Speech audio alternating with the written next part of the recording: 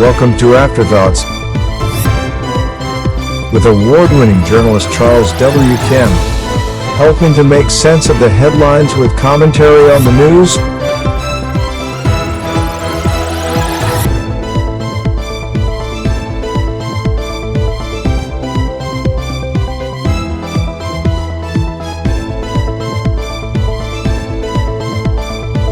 Like, subscribe, and share this video with everyone you know. Afterthoughts, a voice for the unborn.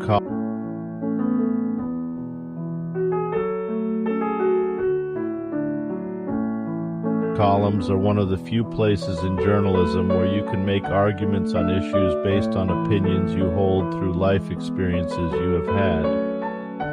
With this in mind, I am going to tackle an extremely controversial topic because I do have a personal perspective that I think people should hear. While it may have some religious or moral implications, it also is very pragmatic and, yes, certainly anecdotal in that this is what my lived experience is.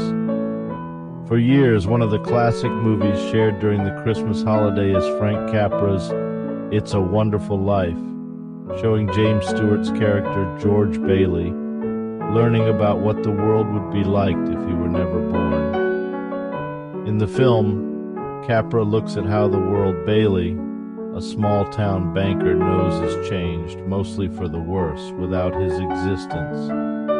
It seems like without him in the picture, his younger brother Harry, who saved several soldiers during a battle in World War II, would have died as a child after falling through thin ice on a local pond. The richest man in town, Mr. Potter, would end up turning the pleasant and friendly community into a hellscape of business opportunism and decadence. A pharmacist Bailey worked for as a child and prevented from mixing the wrong drug for a customer would have let that mistake go, killing the client. Now, this version is obviously dramatized to the extreme to show that every life is special and touches the existence of so many others that it is indeed sacred and should be protected. The powerful but simple moral theme and point the film drives home is most likely lost on those caught up in the debate on abortion. Those on one side say women should be able to choose to terminate a pregnancy, essentially the start of a new life, based on their own considerations and circumstances, because pregnancy and child-rearing should not be forced on them. On the other side, anti-abortion advocates say it is nothing more than a genocide and gives no voice to the growing life inside the woman's body on if it should be allowed to live or die and therefore should be outlawed. In some ways, I think both sides are missing a key point and perspective on the issue that I may possibly be able to provide as an adoptee. When I was born in 1963, abortion was illegal in the nation and had been for generations. Women that gave up their natural-born children through adoption were stigmatized in society, first for becoming pregnant outside of marriage, and or for not wanting the responsibility of raising a child themselves. With abortion being illegal, however, pregnant women had little choice in how they could deal with the scandalous situation. Many would forcibly marry the men involved, which in some cases led to resentment and even domestic violence and child abuse brought on by the pregnancy. Others would leave their communities for the pregnancy's duration and give the child up after birth, only then to return to their communities as if nothing happened, with the illegitimate child going to the state and eventually out to adoption. While that group certainly has terrible stories about their experiences as adoptees or foster children, more have stories of growing up in a loving family with a positive outcome. Thankfully, this is the category I am a part of. My adoptive parents, George and Betty Kim, brought me into their home and family at the age of just 9 weeks in 1963. My mother and father, which by the way is the only way I will ever refer to these two amazing human beings, tried several times to have a child on their own, resulting in miscarriages each time. Mom could conceive but not carry a child to term. Both of my parents told me about my adoption early on because they knew others in the small upstate New York community where we lived, and they had a general store, would likely fill me in at some point, and they did not want it to be something that would end up hurting me. Telling me also reinforced how much love they had for me by letting me know constantly that I was chosen by them, whereas other natural kids in the community may not have been as wanted as I was. The issue was very tender for my mother, and it was only after she died in 1991 that my father gave me my actual adoption papers, and I learned my birth name and location of the hospital where it happened.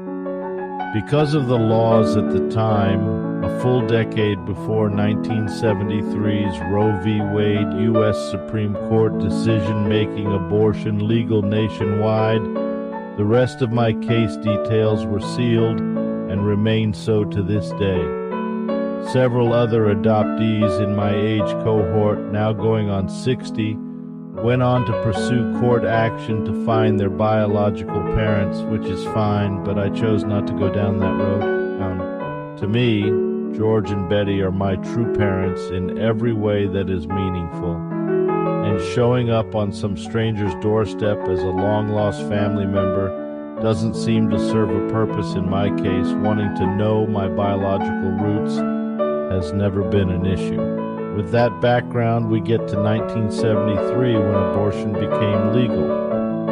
I was just 10 years old then and really did not understand the issue that was being discussed in the national debate.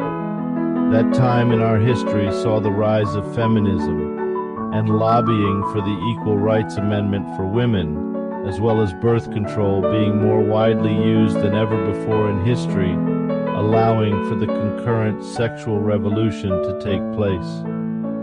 It was a tumultuous time with many of the nation's mores rapidly changing and being questioned at many levels.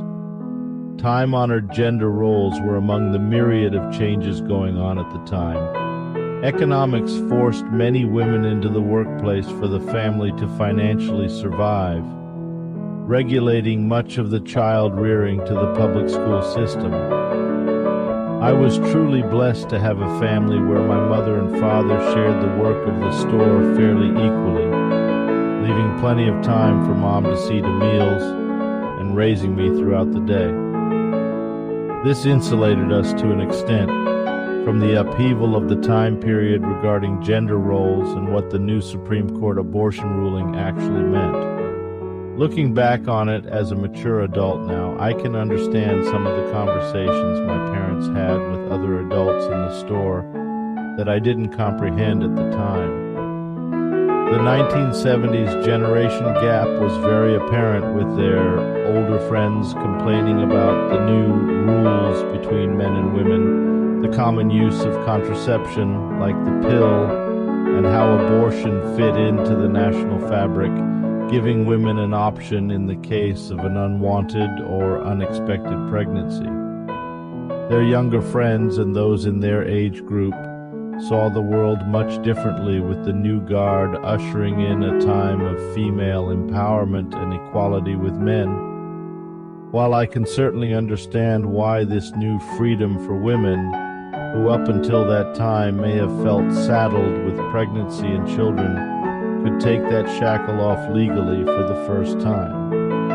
As a young man myself, through my teenage years, abortion seemed almost a fail-safe for the biggest consequence of sexual activity, allowing for almost a cavalier attitude instead of serious contemplation about what that activity could mean. I always wanted children and was extremely happy during my young adult life to welcome 2 daughters into the world, being present at each birth, and marveling at the 2 new lives I helped create. Since that time, they have each grown up and had children of their own, leaving me with 5 wonderful grandchildren. But it is only now that I can look back, happy and content with my life on earth and the legacy I will leave behind, that a horrific thought has entered my mind. What if my biological mother became pregnant with me just a decade later? Or worse, what if the Roe v. Wade decision came a decade earlier? Would I still be here? Would my biological mother have still gone through the trouble of her pregnancy with me? Or would she have opted to abort me? Given the morals of the day, especially the rapidly changing perspectives, would I have ever existed? It is a truly sobering realization as I watch my grandchildren play and grow, see my beautiful daughters live their lives, and think it all came from a difficult decision 60 years ago. Once you start down the rabbit hole, you then start to think about everyone you have known in your life, counting up the interactions and subtle changes that you being there made for them, and even for others.